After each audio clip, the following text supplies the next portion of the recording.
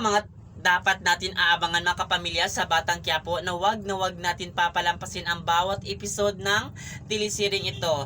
Pinagbabawalan nga talaga ni Rigor itong si Tinding na bumisita kay Tanggol kasi alam naman natin talaga itong si Rigor na malaki talaga ang galit niya dito kay Tanggol, kaya pinagbabawalan talaga niya na bumisita dito kay Tanggol. Ganun pa man ay kapit sa patalim talaga ang gagawin Tanggol, kaya niyang pumatay ng tao para lang talaga makakalabas siya sa kulungan at doon talaga ay makapagsimula na magbabago ang buhay kung napagtagampayan niya ang pagpatay nga dito ng mga sindikato na gustong ipapatay ng nag-utos sa kanya. Kaya abangan natin ito mga kapamilya sa Batang Quiapo. Sa bagong yugto ng telesiring ito, marami tayong dapat aabangan na hindi natin inakala na ito ay mangyayari, kaya abang-abang kayo dito araw-araw sa telesiring kinaadikan natin panoorin tuwing gabi. Ito ngang si David talaga ay mabubukyan na rin talaga siya na hindi siya anak ni Ramon, kung hindi nagpapanggap lang ito para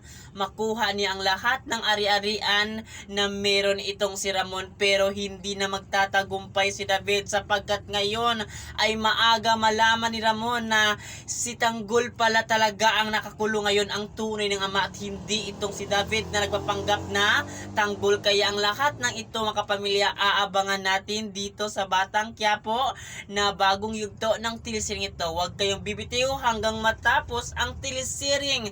Lagi natin pinapanood tuwing gabi. At yun lang mga kapamilya, maraming salamat sa panonood. Thank you.